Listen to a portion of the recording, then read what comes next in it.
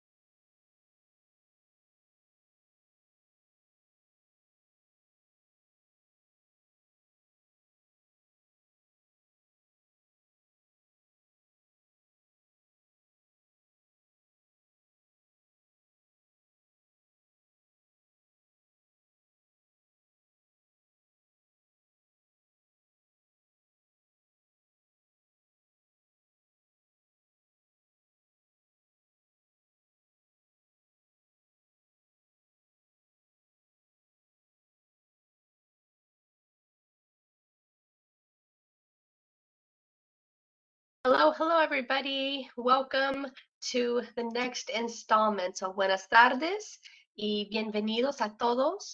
My name is Dr. Valerie A. Martinez, and I am the History Program Head and Assistant Professor of History at Our Lady of the Lake University. And I welcome you again to the penultimate installment of the Critical Pedagogy Workshop series.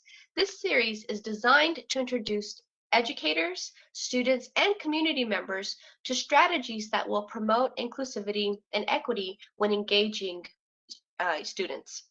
Whether this is in a classroom setting or a student organization or a community-sponsored meeting or event, anyone can really apply these strategies. So I thank our institutional sponsors here at OLU, including the Office of Academic Affairs and the OLU Center for Mexican American Studies and Research, as well as Humanities Texas, for funding this programming.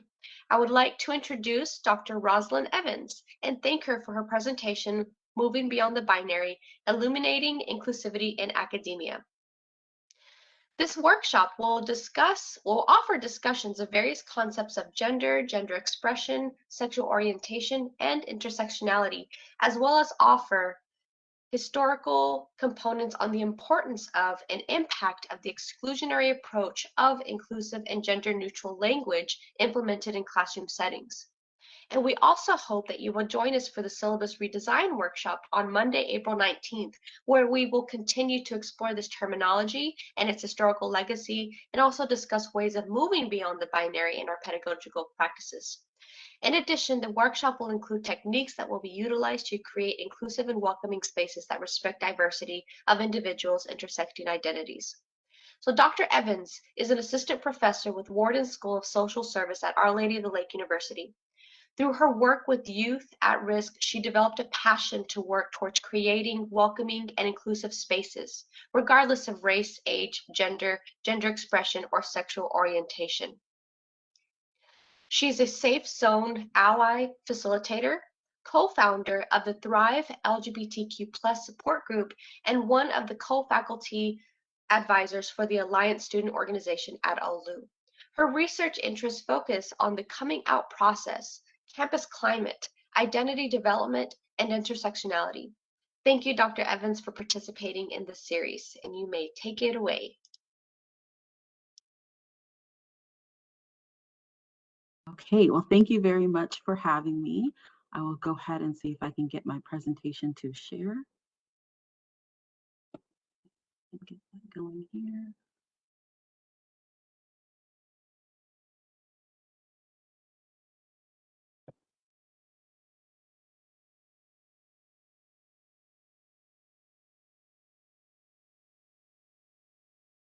Okay, I'm not sure if the mics are, can you all hear me okay on your end? Yes, Yes. it looks great and you sound great.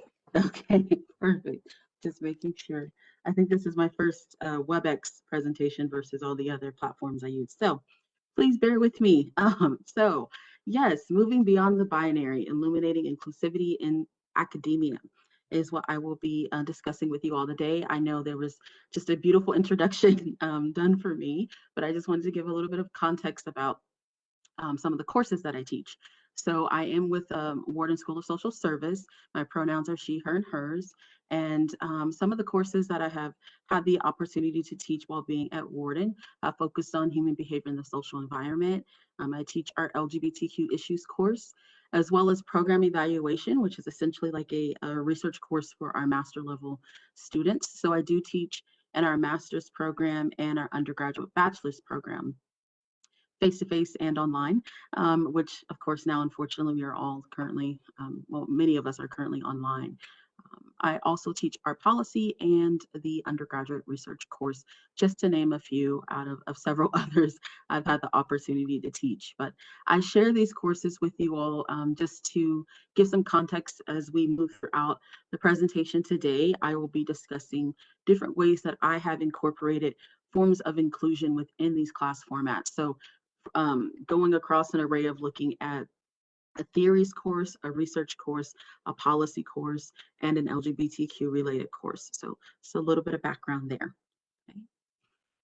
Right, and so just for an overview, as stated, I'll be talking about inclusion and what that looks like when we talk about pedagogy in higher education, going over some terminology with you all, having the opportunity for you all to engage with me in a little bit of an assessment and thinking about how you are incorporating inclusion within your classroom formats, and then also considering a space of reflection, and then really thinking about what are some techniques or resources that can help us move beyond this aspect of this binary that we might see taking shape within academia. All right, so to go ahead and just give a little context when talking about inclusivity and what that looks like in regards to pedagogy, seeing it as this approach that aims to make learning as accessible and welcoming to all students as possible. As stated earlier in the opening, we will be talking about intersectionality, and so taking into consideration with our students, they bring various backgrounds, they bring various components to their identities within the classroom setting, as we do as ourselves as instructors or faculty members. So keeping those things in mind and ways that we can create a space of inclusion that welcomes and respects those aspects of diversity and inclusion to make the learning process welcoming for all, regardless of what components of background they may be bringing into that space. So in considering inclusion a little bit more in depth, a brief definition provided here as looking at being active, intentional, and incorporating an ongoing engagement with diversity and inclusion in classroom. And this specific definition incorporates intellectual, social, cultural, and geographic. We also know that does take into consideration considering individuals' citizenship, nationality, ethnicity, race, gender, sexual orientation, and thinking about ways that we can incorporate inclusion of those experiences within our curriculum, right, within our conversations within the classroom setting. And as ourselves as instructors and faculty members, creating a space to model and also be empathetic of these components of diversity that are taking shape within our classroom environments. Okay, so these are just a few quotes that I wanted to share with you all. And again, thinking about how we can be inclusive and using an inclusive pedagogical approach. It does create the opportunity for us not only to recognize and be aware of the diversity that students bring into that space, but also helping them feel empowered with those components of their identities that they bring into the learning environment. That empowerment helps them in being able to further develop self-awareness throughout their journey and process and being in our courses at the university. So I'll talk a little bit further in the presentation when I am focusing on the term empowering and ways that students can use components of their identities and their peers' identities to help within that development within the learning process. Okay. Also being aware from Racken et al. This is a study that focuses on campus climate and inclusivity of identities, particularly with LGBTQ+ students. So like students, all faculty members bring to the classroom a constellation of intersecting identities. And it's important for us to be able to examine how those things, how those identities are intersecting and ways that they can empower us and sometimes limit or influence our behaviors or assumptions or stereotypes that we can bring into the classroom and potentially create forms of biases. Right. In addition to Rackett et al., I wanted to just highlight and looking at ways that we seek to create these more inclusive classroom environments. It's important for us to be able to seek feedback from our students. And that goes into one of those components of finding ways to help empower students in these learning environments, but being able to be open to feedback from students to make adjustments to our curriculum or even just our structure within the classroom environment. I always tell my students, I'm a lifelong learner. I am developing and gaining awareness of new terms, definitions, and approaches that I can incorporate in my classroom environment. And they are also in that space to be able to teach me things that I may not be familiar with or know about that could help support their learning within my classroom environment.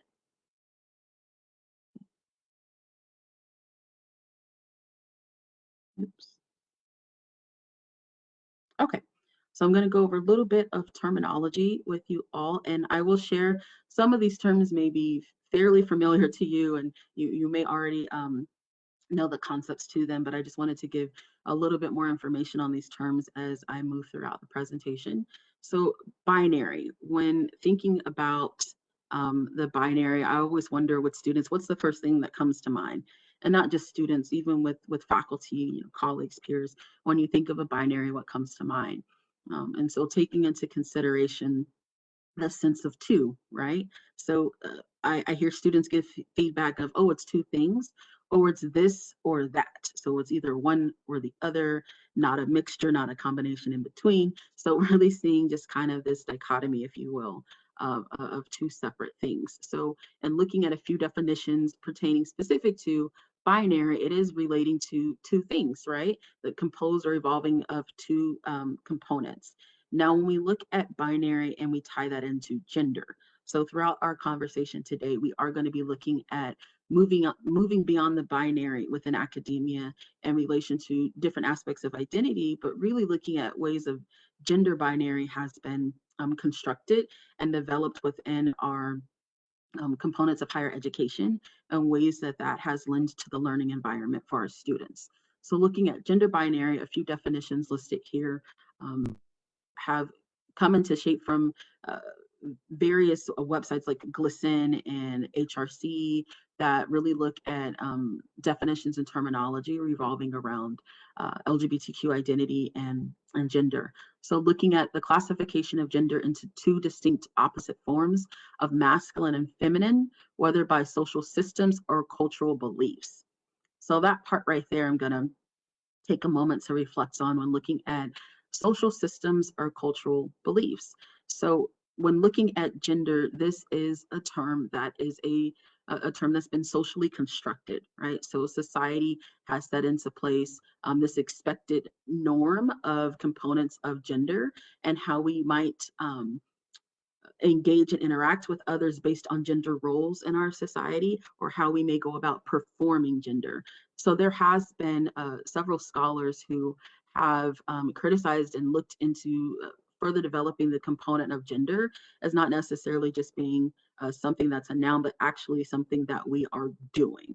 And this is kind of this is transcended out of a feminist approach in looking at gender and taking apart this component of it being that binary of either this or that or opposites. Okay, so that kind of goes into this next definition of this disproven concept that there are only two genders, which are identified to be consistent with male and female, and that everyone must be one or the other. It's also often misused to assert that gender is biologically determined. So with that final statement there, with gender being biologically determined, that's something I'll talk about in a future slide when looking at the differences of how we see these terms and how we relate them to ourselves. So many of you may be familiar with gender reveal parties, right? Unfortunately, they have been in the news I would say in the past few years of different ways that people have gone about wanting to share the news of the, the new expected um, addition to the family. And many components come into place with revealing gender, but we understand that it's actually not the gender that we're revealing, it's the sex that the doctors are assigning at birth of this child that is being revealed. So with the gender reveal parties that have taken place, really coined by a family, they have actually come to the forefront and shared that how they have realized when they did the gender reveal party for their own child, that child has grown up to share with them that they don't see themselves particularly being one or the other, and seeing themselves to be non-binary, so not within this component of male or female. So really bringing awareness to these concepts and terms that we use in society in ways that they have been constructed and developed over time. Okay, so some more terminology for us today. So I'm going to start off with heteronormativity. So looking at this term, it's the assumption that everyone is heterosexual, or that only heterosexuality is normal. So anything outside of that term of heterosexuality is considered to be abnormal. And we see that this actually can bring about forms of heterosexism, which is the biased belief that heterosexuality is superior to all other sexualities. So having, many of you may see heteronormativity being incorporated within the development of curriculum that doesn't include other aspects of identity outside of examples or content that focuses specifically on heterosexual individuals or couples. So misgendering is something that we're going to be talking about today, and that is revolving around referring to the experience of being labeled by other as a gender other than one that a person actually identifies with, right? So if I were to go into a room or go into a space and assume people's gender there and say, oh, okay, well, this person is going to potentially identify as a she, so I'll be referring to them as ma'am. And then I realize, oh, actually, that is not that person's pronoun. That's not how they self-identify. I've just misgendered them. Okay? So being aware of assumptions that we may have around gender and ways that we can unfortunately sometimes misgender someone, and ways that we can address if that does happen, or be preventative so we don't create those situations to potentially take place. Particularly, I'm sharing this within the realm of a classroom setting and academia. Another term that I wanted to share with you all is cisgender. So this is a person whose gender identity is consistent in a traditional sense with their sex assigned at birth. Okay, so there's just a brief example given here, but if an individual, say, is assigned female at birth and they identify themselves to be female and present within gendered roles that would identify with a woman and being female, be considered cisgender. Okay.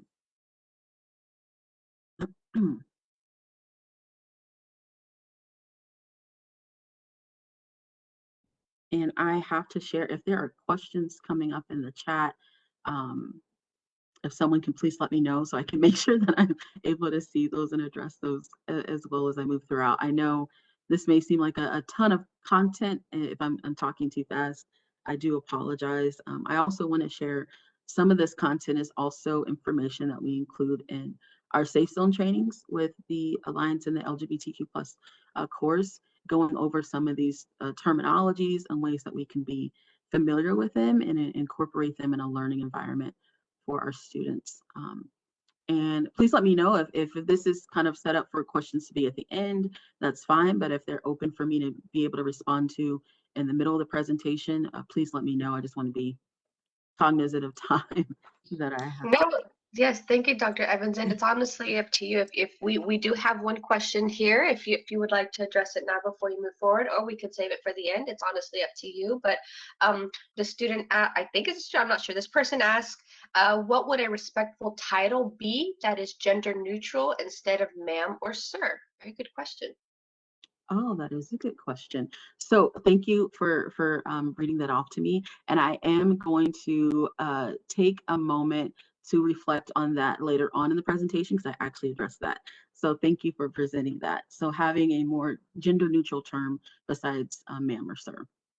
Okay, so looking at gender terminology a little bit more in depth, with just a visual here, we see different attributes that can be considered based on gender. So focusing on gender identity, looking at ways that we see ourselves, right? How we identify ourselves based on gender, what we feel and think about our gender, versus sex assigned at birth, which is identified as a medical term or label. And with that, we see it's not just male and female where individuals are identified as their sex at birth. We also have individuals that are intersex. Unfortunately, there is a term that many of you may be familiar with, which is hermaphrodite, but we do not use that term anymore. It has been something that has been changed to be more inclusive in looking at using intersex when referring to sex assigned at birth. And then gender expression. So while we see sex assigned at birth, we then see gender identity, what we see for ourselves, how we feel about our gender, and then gender expression is how we actually go about displaying our gender. So those are ways of looking at like how we dress, our mannerisms, clothes that we decide to put on, accessories. Those are ways that we can express our gender in society. So if I wanted to go out and have some really nice loafers on and a bow tie and my hair up in a different style, I may be expressing my gender for some people to be perceived as a little bit more masculine, versus if I went out and put on attire that was considered to be more feminine in nature. So really taking into consideration of how we're expressing ourselves with our gender. Okay. So the gender unicorn, I'm curious if anyone wanted to put in the chat if they are familiar with the gender unicorn, or if this is your first time ever seeing this type of graphic being presented for the gender unicorn. And if it's your first time, that's completely fine. Okay. I'm seeing a few first. Yeah, a couple of first times. I have seen it and love it. So a little bit of mix. First times, yeah, lots of first timers, and one seen it and love it. Okay. All right. So with the gender unicorn, this is a creative way to allow individuals to be able to have conversations revolving around gender, sexual orientation, and gender identity and expression, as well as sex assigned at birth. There's also other depictions of this. There was a genderbread person, but and over time we see as we learn new things, right? Things have evolved to the gender unicorn. And there's a few other ones out there. I believe there's an elephant as well. But it really just kind of gives us this graphic to be able to discuss things that can be looked at on a spectrum. So if we think about a scholar considering a researcher, I should say, the Kinsey scale, when looking at individuals' sexual orientation, they identify that individuals can flow across a and identifying as heterosexual and based on their research and terminology at that time, or as homosexual. So seeing it as a cross of a spectrum of not always being completely far left as one or far right. We see people can be in the middle along the trend. So looking at gender identity, as you can see on the unicorn here, it's a thought. So ways that we feel and see and think about our identity. There's some examples listed here. If we might see ourselves to be a female or a woman or a girl versus a male, man or boy, or other genders. So if we see ourselves to be none of them at all, or if we see ourselves to be very fluid in our gender, it could be this one day, it could be a mixture of both. So there's different components that can come to place and when thinking about our gender identity. Excuse me. Now, when looking at our gender expression, that again goes into, as I was sharing, ways that we go about expressing ourselves based on attire or mannerisms, or accessories or clothes. So if we are seeing ourselves being presented as more feminine, masculine, or other, and other with gender expression, there are sometimes people will say, oh, that's very androgynous, and the way that they're expressing their gender. I can't really see it to be something masculine or feminine. It may be a little bit of in between. And I think with gender expression and thinking of these terms as feminine and masculine, this is a completely different conversation I imagine we can go into. of how those trends have changed over time in fashion, right? And what that looks like in a cultural realm. If we see someone say that, oh, well, looking at someone wearing a skirt, that's a very feminine thing, but in some cultures, no, it's not. So really taking into consideration cultural, religious, and regional factors that can impact these terms that we see and ways that we go about understanding them, which again ties into that component of a social construct, right? Society's constructions of these terms and the ways we see and use them.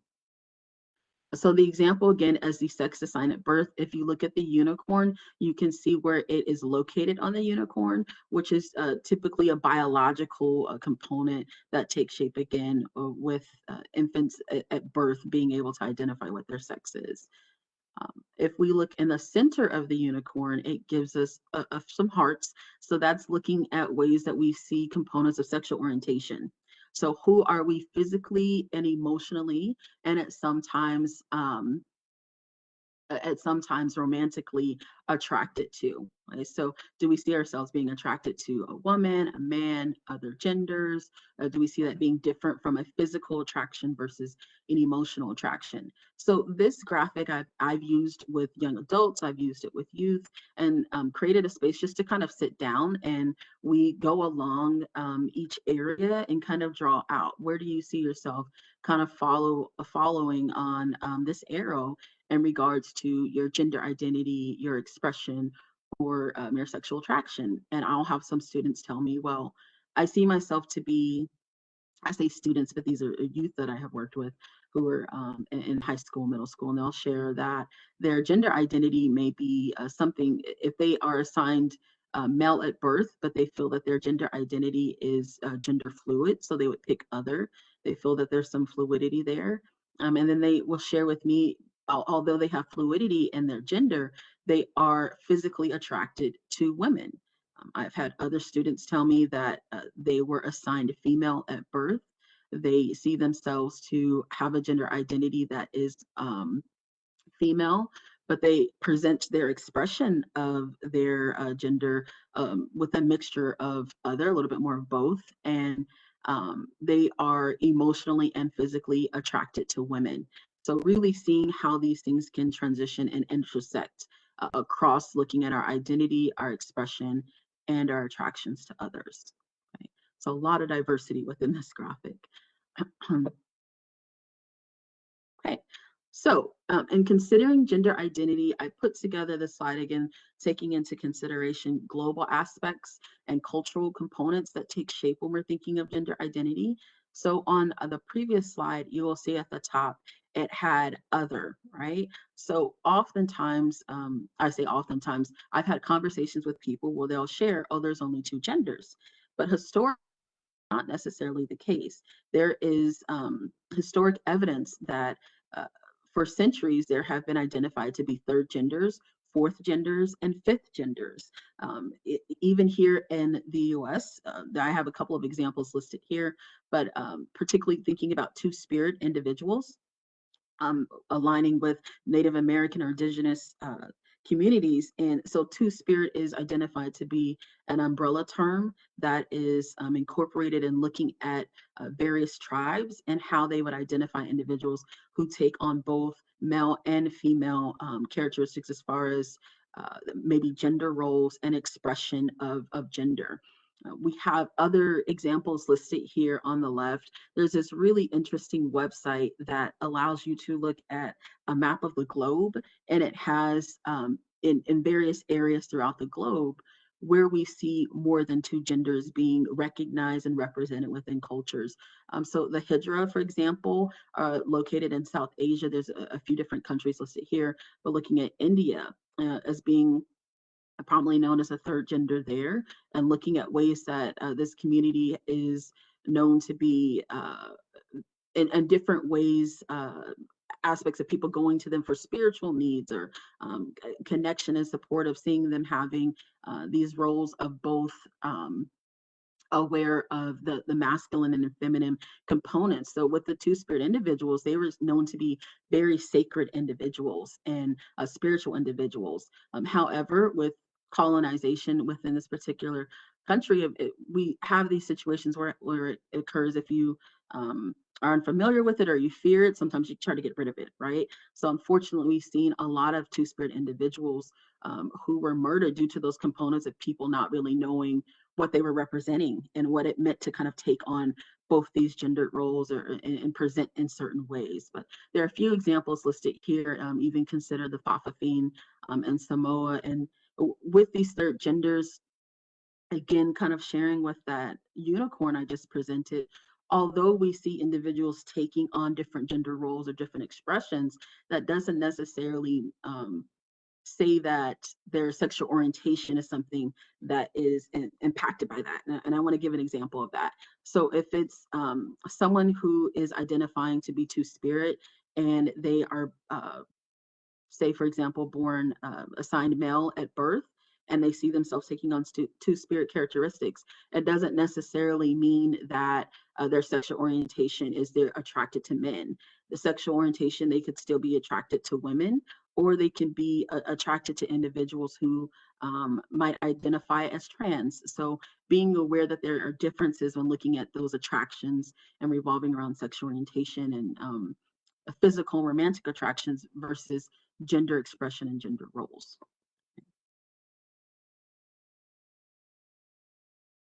Okay, so talking a little bit more about intersectionality. So that's referring to this overlap of categorizations of our identities, and there's many different components of our identities, right? So ethnicity, race, sexuality, gender, aspects of ability, and this was something coined by Kimberly Crenshaw, but we know even before this was coined, there were conversations about ways that these things have intersected, but really taking into consideration from Kimberly Crenshaw's approach of ways that we see ourselves being discriminated against or disadvantaged or marginalized based on these intersecting identities. All right, so why is this all important? Why are we talking about all these components of variations of gender, intersectionality, and what that looks like in regards to sexual orientation? Being very aware and intentional of how we are incorporating these things within our learning environments for our students, and being aware of those identities, again, that students are bringing into the classroom.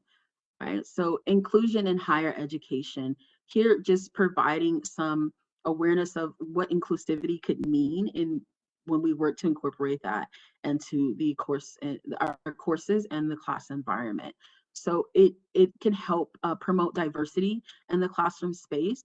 It can help encourage brave spaces. So allowing students to want to be able to have conversations about these things in higher education. We're wanting students to be in a space where they can learn so they can develop this knowledge, retain it, and then be able to go out and perform in different spaces based on the content that they've gained. So being able to encourage brave spaces for dialogue and conversation around these components, and then creating a sense of belonging for students. So if we have students coming in with variations in gender identity, expression, sexual orientation, we want to make sure that our learning environments are supportive and welcoming of that, and not exclusionary or unsupportive of those components of their identity. Right? Which in creating those spaces, we would hope to develop some support in developing their well-being and also broadening worldviews for students who may not have those components of intersecting identities, how they can be aware of diverse identities outside of their own. Particularly, again, you all, I come from a social work background, so I'm always wanting my students to be aware and cognizant of these forms of diversity, because when they go to work out with clients, you never know who's going to be coming in to seek services. So it's important to be aware of diversity and differences in identities. And even for students that are not social workers, right? You are going to be working with different people in different environments, even if it's virtually.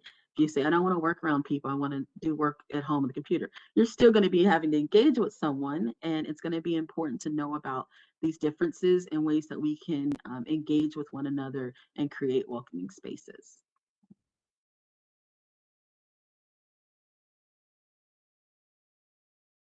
Okay, so let's just take a moment here and do a small little assessment, okay? And I know I need to probably check the chat to see if questions have been coming in. But so this is an opportunity. If you have pen and paper or phone or tablet or something in front of you, we're just going to do a quick assessment and thinking about if you are in the position of being an instructor or faculty member, thinking about how you would rate yourself considering these questions listed here. So you can rate yourself as 1 as being rarely, 2 is sometimes, 3 is often, and 4 is always. Okay, so the first question would be, I have my pronouns on my syllabus and on my email signature. How would you rate yourself on your scale considering that? Okay. Then the next question, I ask students their pronouns and names at the beginning of the semester. Is this something that you do sometimes, often, always? Considering your courses, does it vary by course depending on what you're teaching? The next, I provide examples in my class that include diverse experiences. And that's some examples that you can consider on your test, your course assignments, or course activities that you might have taking shape within the class. Do you provide examples that include diverse experiences? So thinking about examples of different pronouns, gender identity, sexual orientation, race, ethnicity. Do you incorporate that into your classroom?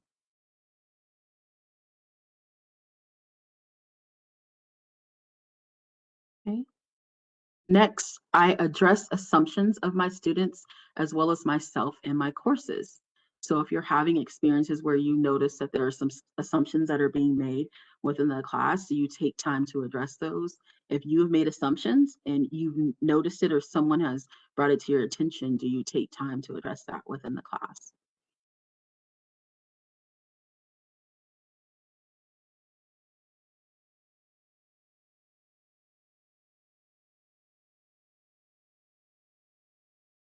Okay, and the last question, I address students in my courses with inclusive terms and language. So using inclusive terms and language in your class. Example is that if coming into the class, do you use terms more like, okay, let's get started, ladies and gentlemen, or hi, everyone, let's begin for the day. So do you see yourself using more inclusive terms or language when talking with students in your courses?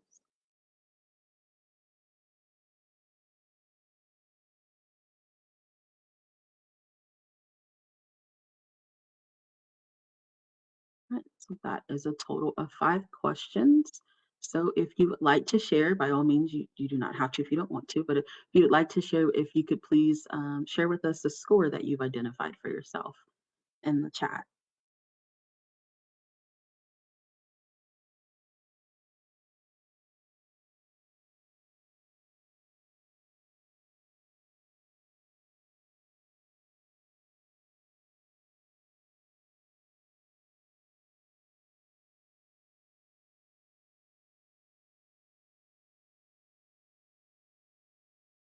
Thank you, thank you. I see some numbers coming in.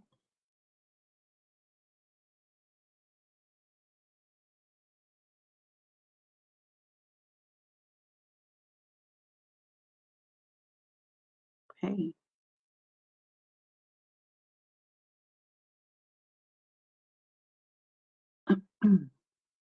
And so in considering the scores that you all have identified for yourself, what are your thoughts about those scores, if you wouldn't mind sharing?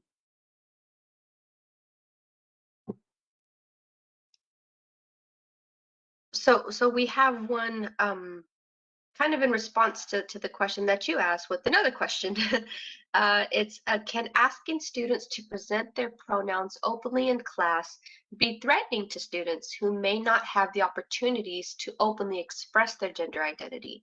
And then how do you navigate this? And this is, I had a similar question here for, I asked students their pronouns and names at the beginning of class. My question was going to be, how can we do that in a way that allows students to be open and express themselves, but also that allows them to protect their identity should they not want to disclose to everyone else? But I mirror this question by Jared Montoya. So yeah, thank you for this exercise. It was very, very revealing. Thank you. You're welcome. And thank you all for your participation and engagement, and also for your questions. Very great questions considered.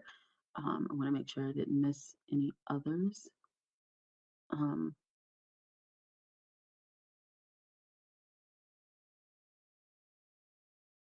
okay, and so in regards to pronouns, I want you all to know I do have a slide on that too. So I'm really excited to hear that you're asking these questions and that I was able to incorporate some information around that, because you're absolutely right with some of the things that we're talking about. And I think again that kind of it can be considered when we're thinking about inclusive spaces, safe spaces, brave spaces. I tend to lean towards brave spaces because I feel like not all spaces necessarily feel safe to people, right? Unfortunately, no matter how hard we may try to create that, there are different barriers or they can still be set in place when thinking about creating that safety within the class environment. And brave spaces. And I will share within the space to be brave.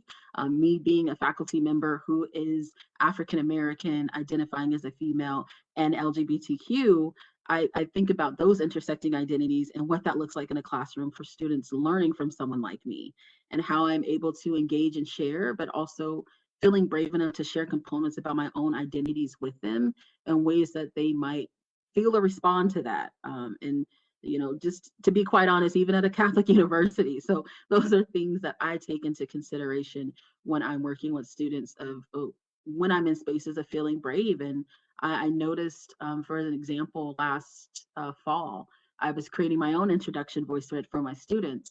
And I had a moment because I created a different introduction for my LGBTQ course versus the one I created for like my HIPSI course. And I took a moment to reflect of that feeling of why did I feel that this space was a little bit more safer or braver to do that versus this other space, even being a faculty member in academia, right? Um, and having kind of a conversation with my LGBTQ course around that and what that meant for me, because even as faculty members, as a faculty member, I'm still looking to find those spaces to be brave as well, and holding into those spaces to be authentic about my identities so I can help model for students who may not feel that they can be, and creating that opportunity to let them know I can be a person that works to create that safe space in my course environments and my office environments for them. But I definitely want to take time to address the questions that you all are asking about pronouns with a few examples that have been useful in considering that. So really great engagement. Thank you all for participating in that brief assessment. And I want you all to know I've been working on it, right? It's not that I was scoring 20 all the way through all the time. It's definitely developed over time. And there's many other questions, of course, that can be asked, but just some that I was thinking about. So I'm going to transition now to talking about some ways that we can incorporate these things within the learning environment and work towards creating a more inclusive space. And it honestly ties into sometimes us being comfortable with being a little bit uncomfortable about things. And once we are able to kind of navigate and move around in that uncomfortability, it creates a space of hopeful growth and development, to become more comfortable with having these conversations and dialogues on these topics. Okay, so some strategies to consider within the classroom environment to make courses a little bit more inclusive, being able to have that self-awareness and reflection. I think that's a very important piece, because if we are finding ourselves in a space of not necessarily feeling uh, very comfortable, maybe necessarily competent in some of this content that we feel there is a need in the classroom, what other ways could we incorporate that? Is that having guest speakers come in? Is it having, a flipped approach in incorporating research and students to engage and feel empowered in the process of being able to share and dialogue on some of these conversations? But so having the opportunity for reflection, examining our own biases that we bring into the space, revolving around various topics, okay? Making sure that we invest in getting to know our students as individuals, and being in a space to kind of build rapport with them. That's what I tell my students. I want to build rapport with you all too, and see you all as individuals and not as just one specific, I don't want to group them all together as one.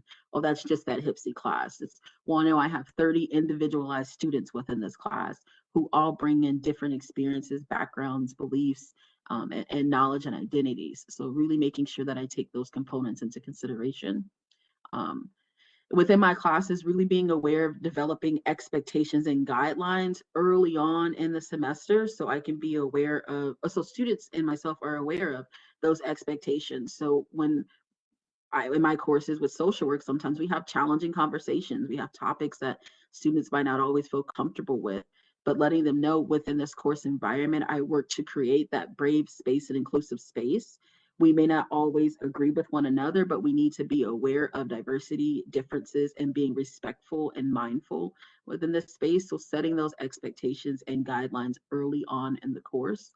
And then also being in a space to voice a wide range of perspectives, even for myself within my teaching approach.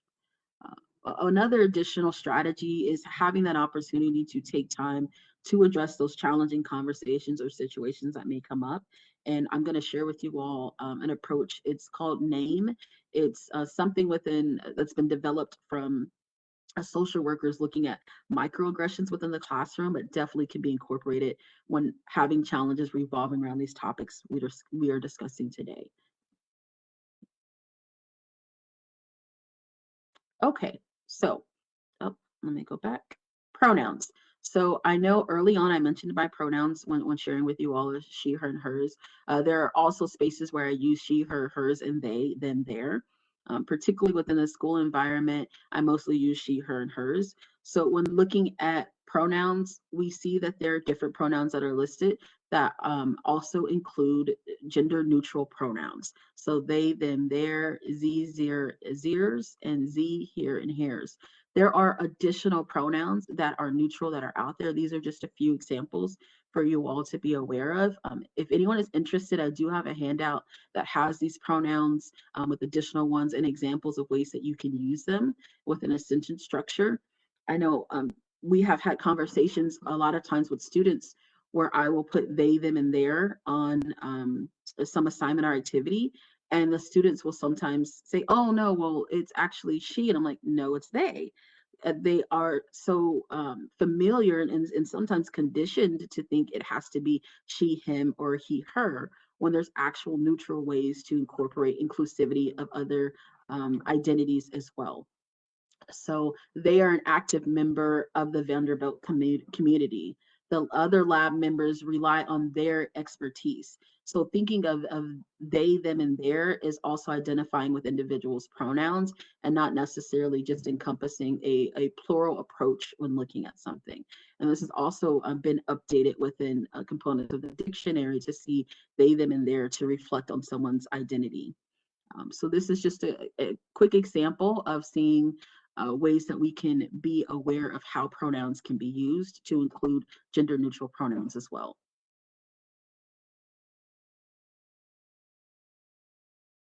Okay, next page here.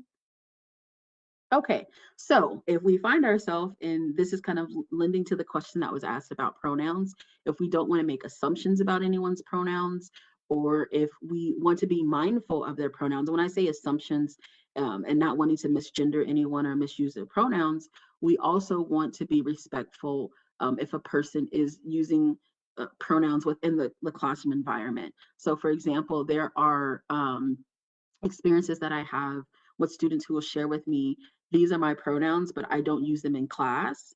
But I would like to use them with you specifically, and I take into consideration and respect of that. I'll have other students share that these are pronouns that they use within class and with at the university, but their family doesn't know about those pronouns.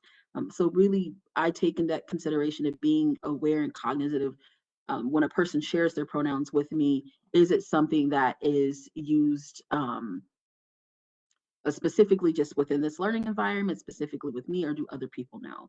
So taking different options that you can consider to be aware of not wanting a student, because if they feel like they're sharing their pronouns and being directly asked that, it may create a space where they feel like they may be outed potentially. So there are a few examples to be used here. So sometimes if students, professors, they can use VoiceThread introductions, right? So when I do my VoiceThreads, I'll share within my pronouns, and for them, I ask them if you would like to share your name and pronouns with me as well.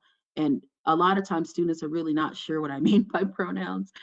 So I give some examples, but I take into consideration not everyone is comfortable or wanting to share pronouns. So there are ways that you can do a pre-survey, and there's different handouts that you all might want to consider using for your courses.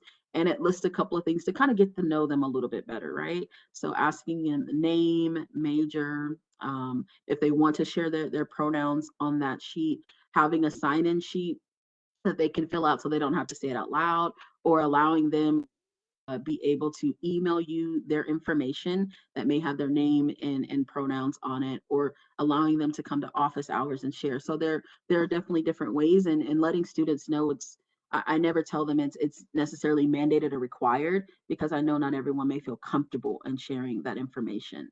But having that pre-survey, I feel, is helpful, is something that they have, and then they can individually bring it up versus having to say it out loud or write it where other peers can see it. So I hope that helps a little bit with that question that was presented earlier in regards to pronouns and being aware. But so not making assumptions that everyone knows that students' pronouns. So if they write it on their survey, I'll ask them, I noticed that these are your pronouns. I want to be mindful of that. Is that something you just use in this space, or do you use it in other spaces as well?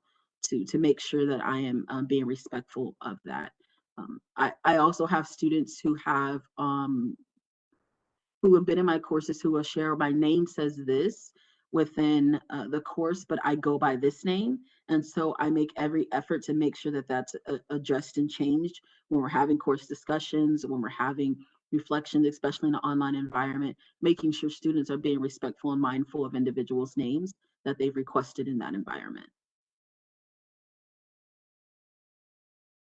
And I do also ask if there are other names that the individual goes by, to please make sure they put it in on the pre-survey, or if they want to incorporate it on the sign-in sheet or in their voice thread. And I've had students in class, I'm like, and make sure that you're being real about it. I think someone said that they went by Bay for Beyonce, they were like a beehive or something. So I was like, just making sure that it's conducive, right, for the learning environment.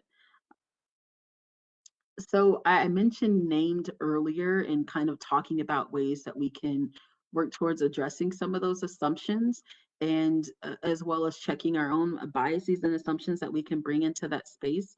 So NAME is an acronym that's incorporated for us to notice, acknowledge, make space, and then engage. So being able to engage the group. So there's an example here provided that's talking about an exercise that's being done in class, and it's a social work course, and they were practicing on interviewing skills.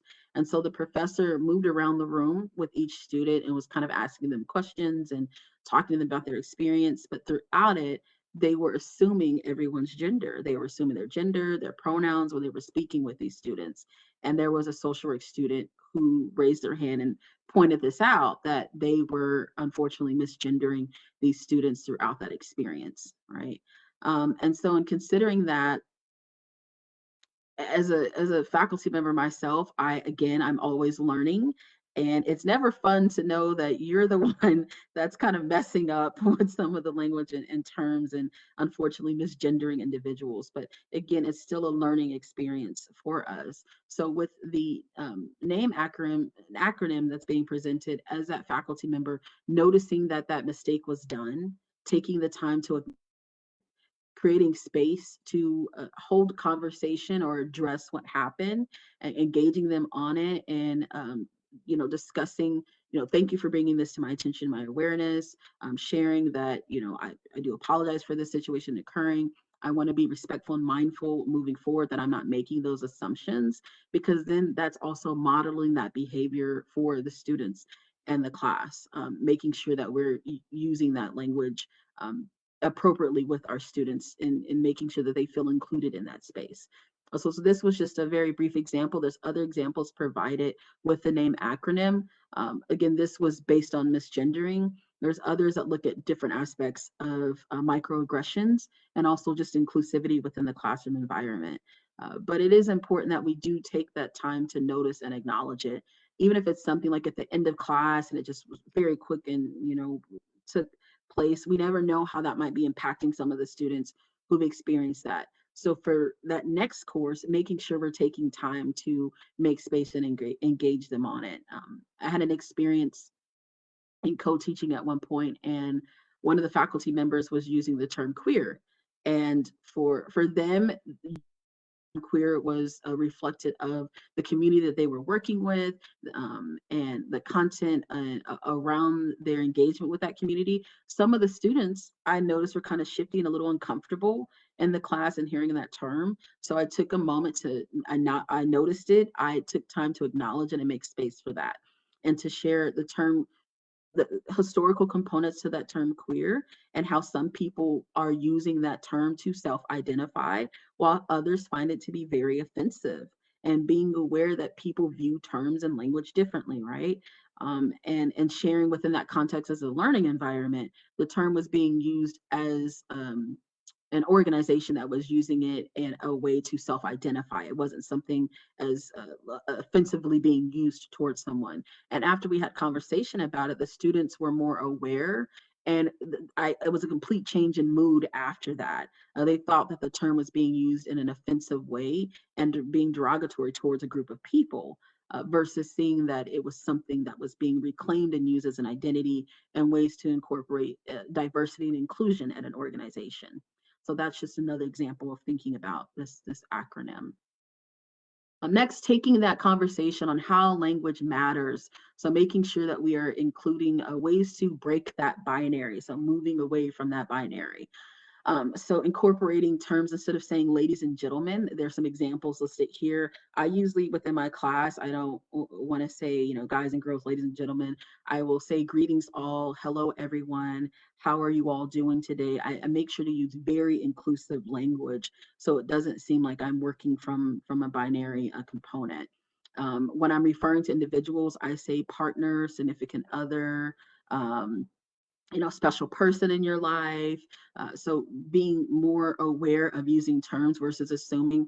I can't tell how many times that someone's assumed who I've been dating or in a relationship with. So making sure that I don't stick to girlfriend or boyfriend. I incorporate other language to be considered for someone, and who they might be dating. And those are examples that I use within the class as well when thinking about clients. All right.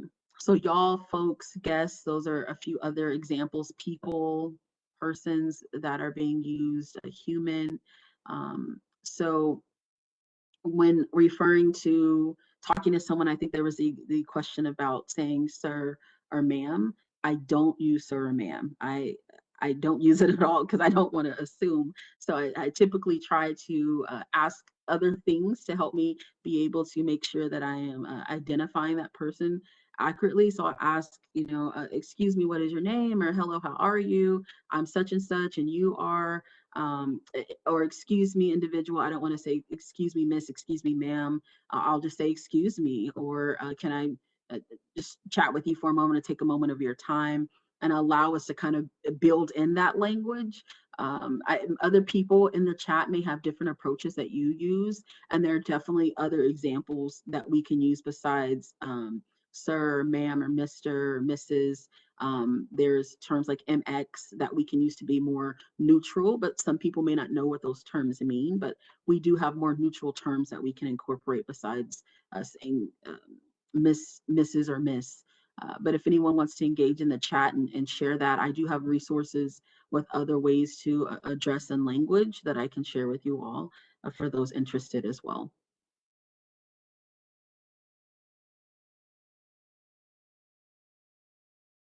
Want to see how I'm doing on timing. Am I running out of time here?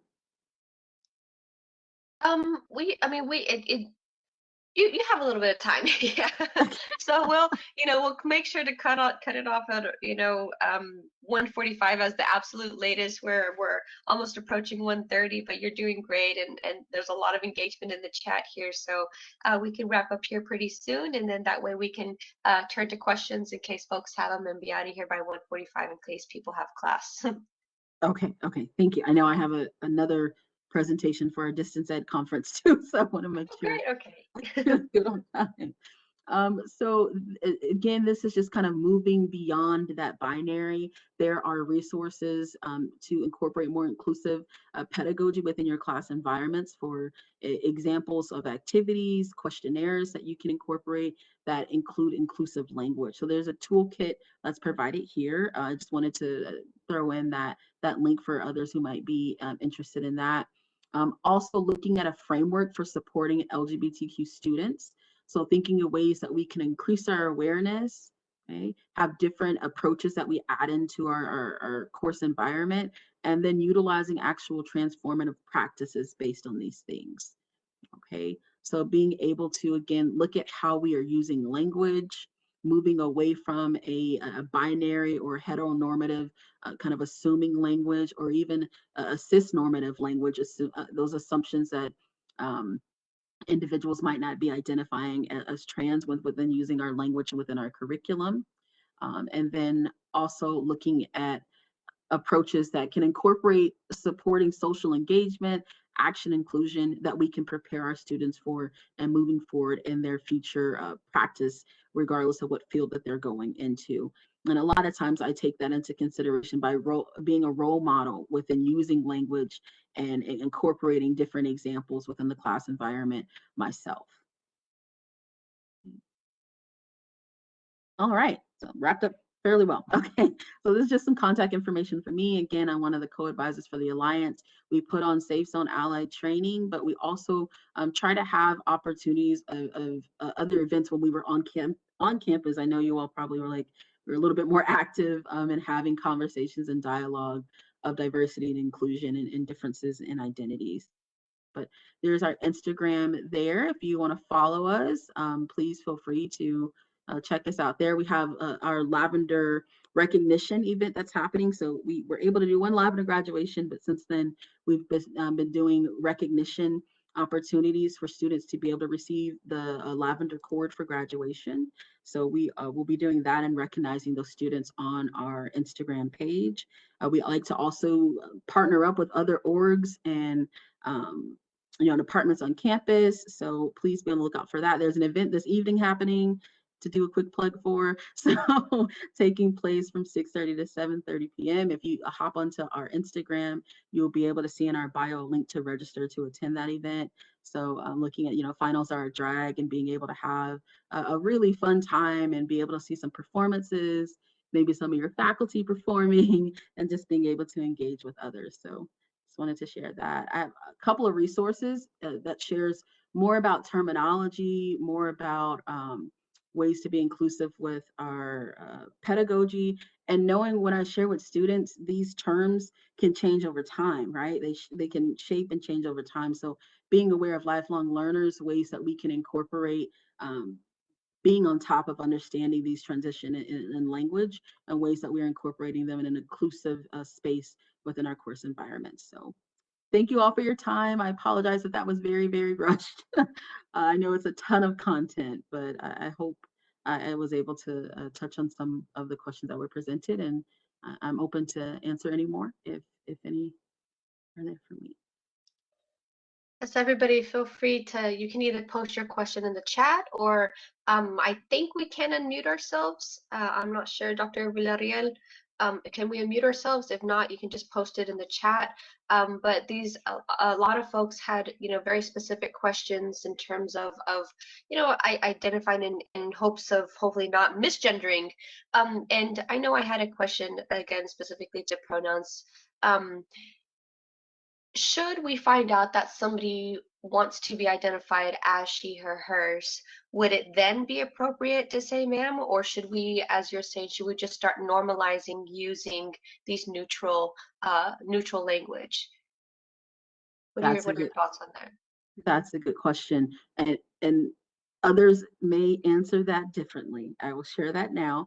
I will share for me and my approach. If I do find out someone uses she, her, or her pronouns, and I'm thinking of wanting to say ma'am or miss, I'll ask, would you be comfortable if I use this language? I always want to check to make sure that's something that's still comfortable. And I know some people are like, why are you asking me that? I'm like, well, I just want to be sure, because I want to be respectful and I want to be mindful.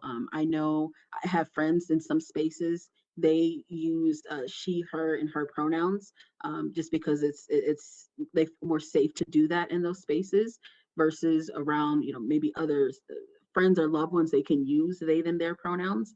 But when they hear, so when people say, oh, well, you use she as your pronoun, but someone's referring to you as girl, it's like, well, I don't identify as a girl, even though I'm using she, her pronouns. That's not, I'm not identifying as a girl. So not to make assumptions about that. So I always additionally ask if that term is something that they would be comfortable with. I don't know if that was helpful. Yes, it was, and it just makes me really think about the language that I use, the informal language when you're hanging out with your friends and you it just comes out so naturally to say, "Oh yeah, girl," da, da, da, da, da, da, So this really, I need to be more cognizant, and we all need to just do better, right? So I really thank you for this talk. We have a lot of gratitude being expressed in the chat right now. Lots of big shout outs and thank you, Dr. Evans. This is excellent. Thank you for your content, for your resources. A lot of folks really taking a look inward right now and really going, and my hope is that we all will start implementing these today, now, and in the future continue. Before we end, I did want to share a few announcements. Dr. Villarreal, can you let me share my screen, if that's okay? Yes, of course. Right, thank you. So Dr. Medina has sent us another upcoming workshop that is happening this Saturday, actually. So I wanted to make sure everybody had a chance to see these. So first up, we have the DACA Past, Present, and Future this Saturday from 2 to 4, where you can actually also earn credit, I believe, for social workers. So you can register, or you can earn 2 social work CEUs for, but you can register this Saturday. And then for the Critical Pedagogy Workshop Series, we're going to be wrapping up next Friday. And we hope that everyone here will join us for a debrief session where all of the workshop facilitators this entire year will be present, and we're going to kind of reflect on this past year, and we're compiling a list of all of these presentations with all of these great resources. I know Dr. Medina and Dr. Evans were willing to share a lot of their great resources that they share at the Safe Zone training, which I also encourage you to take annually. It was amazing this past semester, and I really do encourage folks to attend that annually. When you see that coming around in your emails, please join. There was a lot, there was a huge attendance this past semester, I think, right, Dr. Evans? From what I saw, so it was very successful, I think. So please again join us this Saturday for the DACA training, and also next Friday, the 23rd, same time, 12:30 to 1:30, where we look at these inclusive pedagogies that we've been discussing over the past year. So thank you again, Dr. Evans. This was amazing. I really, really do appreciate your time. And I realized I didn't have my video on. My apologies. Okay, so again, thank you all again for joining us, and we hope to see you again this or next Friday, or actually Monday for the syllabus redesign workshop. So we'll continue this conversation on Monday. Thanks, everybody. Thank you. Take care, everyone.